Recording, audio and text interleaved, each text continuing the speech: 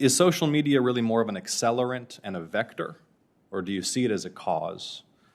And given that we've seen these dynamics emerge simultaneously in Europe and in North America, what, in your view, are the underlying social and political and cultural conditions that are driving radicalization and sectarianism in diverse societies that in which we can only flourish and coexist when we cohere?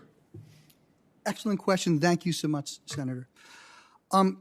First, I do not believe that we need a new broadly applicable domestic terrorism law. Just want to go on the record with that.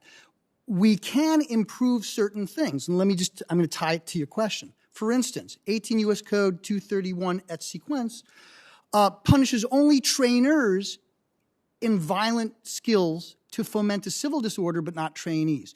In your home state, Atlanta counted one hate crime in 2019, and the head of the Klan in Maryland and Delaware just started a militia in your state, and he's taken photographs of people running for office. And what we have seen is a broad reservoir of grievance. And what social media does, I think it's a combination of cause and accelerant. Let me tell you what I mean. Pew has found we are the most polarized we've been in decades, and now we're seeing other surveys showing we're even fragmented within that polarization. And what happens, what social media allows, is these subcultures. So you have this big grievance, whatever it is, and it ends up going to the lowest common denominator. So for instance, people who were in favor of gun rights, nothing wrong with that. But what is created is a category of villains who are demonized within a subculture, and then you have that cascade down to people who not only believe I have a right to own a firearm if I'm a law-abiding citizen, to one that says the insurrectionist doctrine of the Second Amendment, which even Scalia in Heller said is not good, which says that I have the right to armed rebellion with those weapons.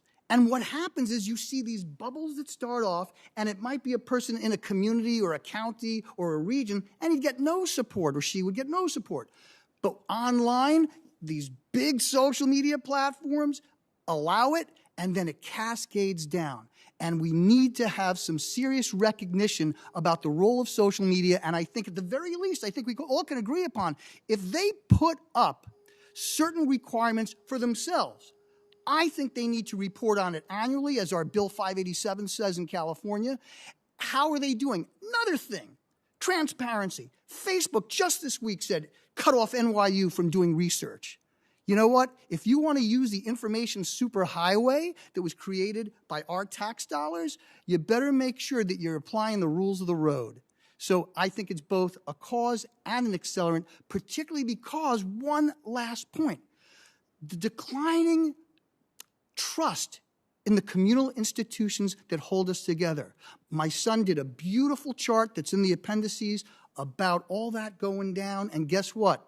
Congress is at the lowest. On that note, I yield. I didn't mean that rudely. My mom wants me to be civil.